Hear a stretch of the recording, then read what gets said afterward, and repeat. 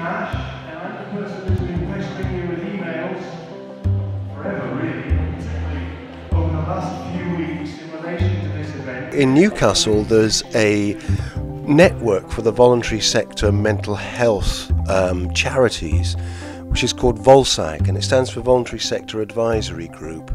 It's a very long-standing network. It's been going for over 30 years.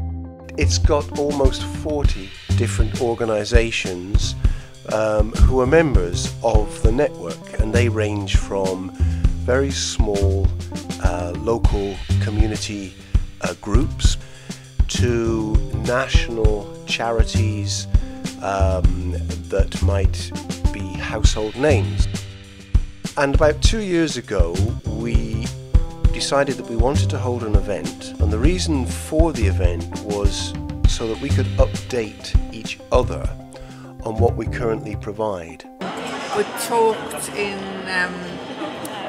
VOLSAG about how important it was, given that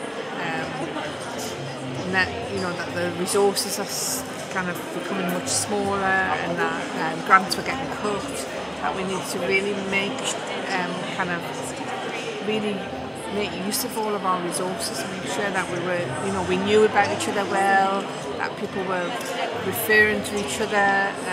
If we knew somebody did something that was better than we did it, or did it in a better way, that it was really important, I suppose, to just refresh our knowledge about each other.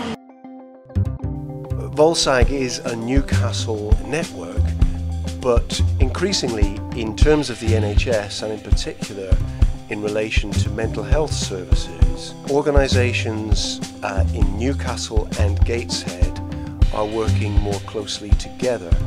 This is happening in the local authorities, in the NHS, and it's also happening with voluntary sector organisations and community groups. I think the response has been really good. I've had quite a lot of people, and not just from Newcastle, because I thought my fear was centering it in Newcastle. You would just get from Newcastle, there's been quite a lot of people from Gateshead, Sunderland, different areas coming along as well, so it's been quite good. So we decided that we wanted to open it out to anyone who needed to know what we provide. We began really looking in earnest about 6 months ago, once we'd made some basic decisions about the kind of event we wanted to run. And the first thing was to try and find somewhere that was a big enough space, that was a suitable space, and at the same time Tyne Wear Archives and Museums were very keen to connect with other kinds of public sector organisations and voluntary organisations, and we had an initial meeting with them where they were very positive about supporting the idea of a marketplace.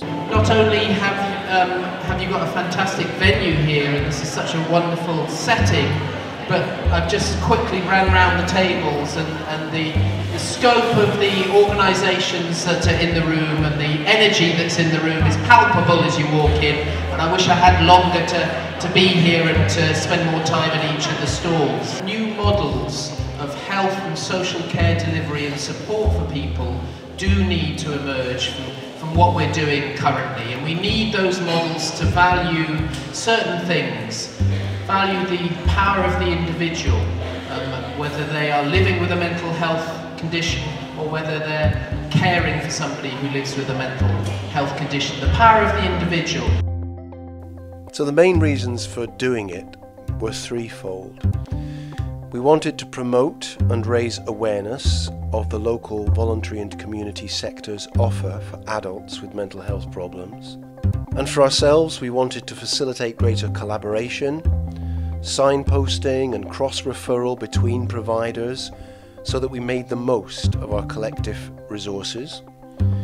And finally, another key aim was to make sure that we were all as up-to-date as possible about current provision and any service developments that have happened.